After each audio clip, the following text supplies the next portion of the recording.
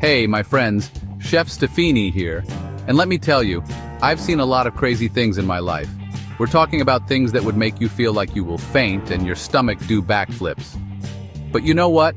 That's what I love about food.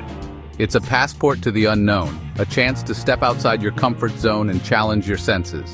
And there's no better place to do that than on the streets, where the real culinary rebels come out to play. So buckle up, because we're about to embark on a wild ride through the world's most unusual street foods. We're talking about delicacies that might make you squirm. But trust me, they're also a testament to the ingenuity and resilience of the human spirit. Get ready to be amazed, disgusted, and maybe even a little bit hungry, because we're about to dive headfirst into a world where anything goes when it comes to what people eat.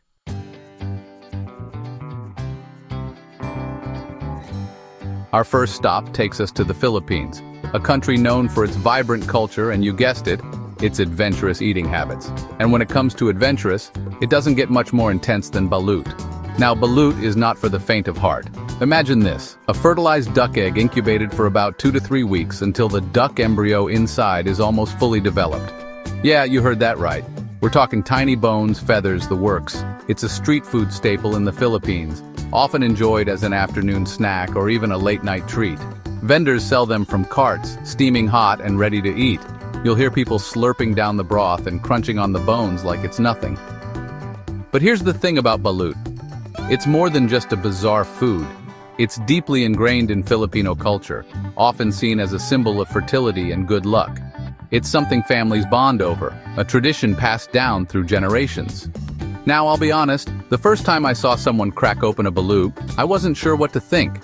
The sight of that partially formed duckling staring back at me was definitely a shock to the system. But I'm a firm believer in trying everything at least once, so I took a deep breath and went for it. The broth, I have to say, was surprisingly flavorful, rich, savory, and slightly salty. It's like a concentrated duck soup, infused with all the flavors of the developing embryo. But then comes the hard part: tackling the actual duck. The texture is definitely unique, kind of like a cross between a hard-boiled egg and, well, a bird. You've got the soft, slightly gelatinous parts, the crunchy bones, and even a few feathers thrown in for good measure. It's definitely an acquired taste, and I'll admit it took me a few tries to really wrap my head around it. But there's something about the experience, the sheer audacity of it all, that I kind of admire.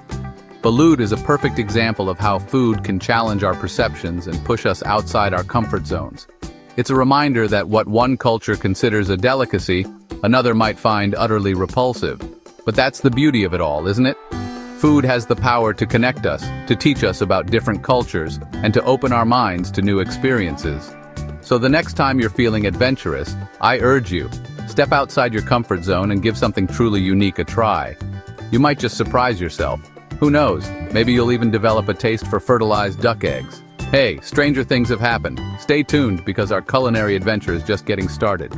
Up next, we're heading to Taiwan to sample a dish that's not for the faint of nose: stinky tofu.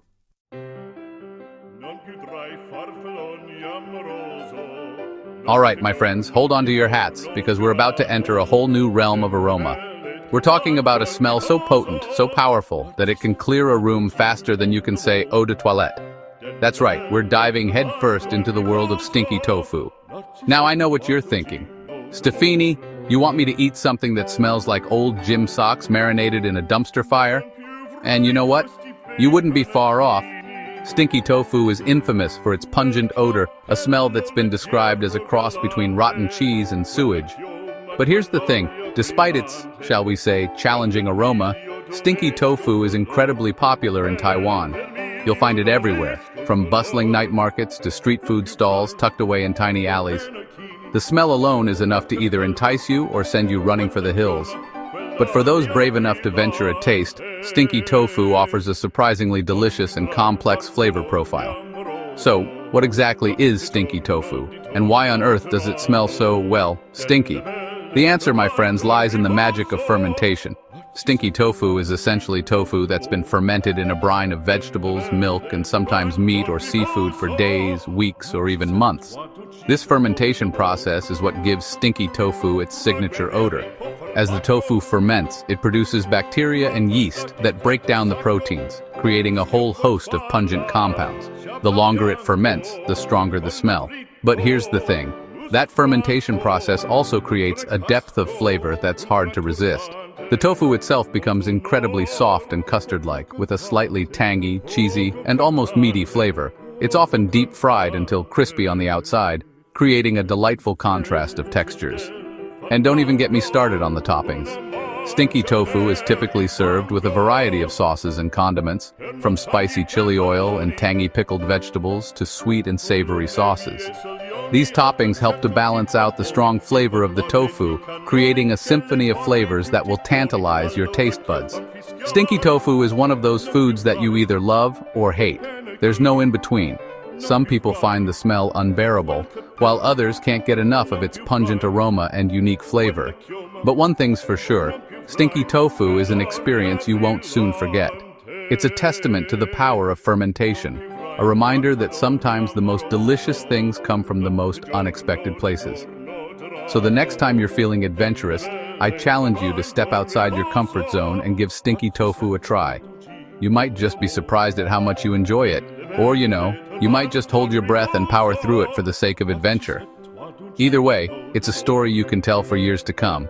Stay tuned, because our culinary journey continues, and up next we're heading to Cambodia for a taste of something truly creepy crawly fried tarantulas.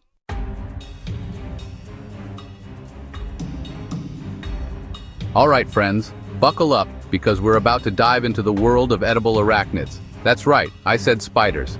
In Cambodia, fried tarantulas are a popular street food, and let me tell you, they're not for the faint of heart. Now I know what you're thinking. Spiders? Really, Stifini?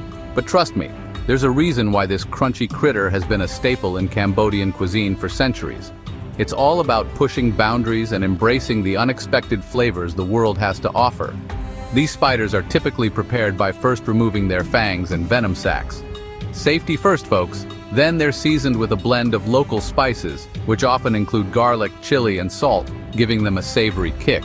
Finally, they're deep-fried to crispy perfection, resulting in a snack that's as visually striking as it is delicious. So what does a fried tarantula actually taste like? Well, imagine a cross between soft-shell crab and chicken, with a slightly nutty flavor from the exoskeleton. The legs are where you'll find most of the meat, and they offer a satisfying crunch with every bite. Now, I won't sugarcoat it. The abdomen can be a bit intimidating for some. It's filled with a soft, gooey substance that includes organs and, yes, even eggs. But hey, that's part of the adventure, right? For many Cambodians, eating fried tarantulas is more than just a novelty. It's a tradition passed down through generations. It's a way to connect with their history and appreciate the bounty of their land, even if it means facing their fears one eight-legged creature at a time. And let's be honest, there's something inherently thrilling about trying something that most people wouldn't even dream of putting in their mouths. It's about conquering your fears and expanding your palate, one bite at a time. If you ever find yourself wandering the bustling streets of Phnom Penh or Siem Reap, keep an eye out for these crispy critters. You'll often find them sold in street stalls alongside other Cambodian delicacies. Don't be afraid to strike up a conversation with the vendors. They're usually more than happy to share their knowledge and passion for this unique culinary tradition. And who knows, you might even be brave enough to try one yourself. Remember, food is more than just sustenance. It's a window into a culture's history, traditions, and values. So next time you're feeling adventurous, why not step outside your comfort zone and explore the world of edible insects? You might just be surprised at what you discover.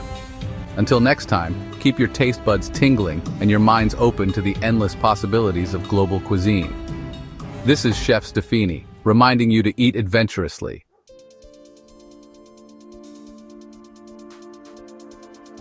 All right, my friends, buckle up because we're heading down to Mexico for this next delicacy. You know me, I'm always on the hunt for unique flavors and experiences, and let me tell you, escamoles definitely deliver on both fronts. Now before you say EU, just hear me out. These aren't your average picnic-ruining ants we're talking about. We're diving into the world of edible insect larvae, specifically ant larvae. These little guys are harvested from the roots of agave plants, the same plants used to make tequila. Talk about a double whammy of Mexican tradition. They've been a staple in Mexican cuisine since the Aztec Empire. And trust me, these ancient folks knew a thing or two about good eating. Now you might be wondering what these ant larvae, these escamoles, actually taste like. Well, get this. They have a delicate, slightly nutty flavor, often compared to buttered popcorn or even cottage cheese. I know, right? It's a far cry from the crunchy critters you might be imagining. Harvesting escamoles is no walk in the park, let me tell you. These tiny treasures are carefully collected by hand, a process that requires a keen eye and a whole lot of patience. We're talking about folks who know the ins and outs of these agave plants, who can spot an escamole's nest from a mile away. It's a true testament to the deep connection between Mexican culture and the natural world. Once collected, the escamoles are gently cleaned and prepared using traditional methods, often passed down through generations. Some folks like them lightly sautéed with butter and spices, letting that natural nutty flavor really shine through. Others prefer them in tacos, adding a unique twist to this beloved Mexican staple. The beauty of escamoles, and really any traditional food, is that it's not just about the taste, it's about the story. It's about the connection to the land, to history, and to the people who have been keeping these culinary traditions alive for centuries. And that, my friends, is something truly special. So if you ever find yourself in Mexico, keep an eye out for escamoles on the menu. You might just be surprised at how much you enjoy these little bites of history. Don't be afraid to step outside your comfort zone, to embrace the unfamiliar. That's where the real adventure lies, both in food and in life. Remember, food is more than just sustenance. It's a reflection of culture, of history, and of the human experience. So go out there, explore, and always be open to trying something new. You never know what culinary delights you might discover.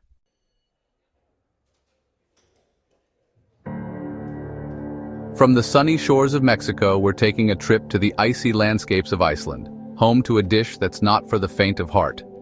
I'm talking about hakarl, fermented Greenland shark, a culinary tradition that's as old as the Vikings themselves. Now, I've eaten some pretty pungent dishes in my travels, but hakarl, well, it's in a league of its own. This isn't your average fish you pick up at the market. The Greenland shark doesn't have kidneys or a urinary tract, so the toxins build up in their flesh. To make it edible, they bury it underground for weeks to ferment, then hang it to dry for months. It's a process that's as fascinating as it is, well, let's just say aromatic. The smell alone is enough to make your eyes water. It's often described as smelling like ammonia or cleaning products. But hey, don't let that deter you. The taste, well, that's a whole other story. Imagine a strong fishy flavor with a hint of ammonia and a slightly rubbery texture. It's an acquired taste, to say the least. Even most Icelanders will tell you that. It's often served in small cubes, chased with a shot of brennivin, a strong Icelandic schnapps. They say the schnapps helps to cleanse the palate, but I think it might just be to numb the taste buds a bit. But here's the thing about hakarl, and really about any traditional food. It's not just about the taste, it's about the history, the culture, the connection to the past. Eating hakarl is like taking a bite out of Viking history. It's a reminder of the ingenuity and resilience of the Icelandic people, who found a way to survive and thrive in one of the harshest environments on Earth. So, while hakarl might not be everyone's cup of tea or shot of schnapps, as they say in Iceland, it's a testament to the power of food to connect us to the past, to different cultures, and to the human spirit of survival.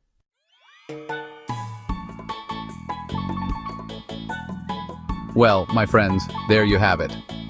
A whirlwind tour of some of the most unusual and, dare I say, challenging street foods the world has to offer. From the delicate nuttiness of escamoles to the pungent punch of hakarl, we've explored the flavors and traditions that make our world so incredibly diverse and delicious. Remember, food is more than just sustenance.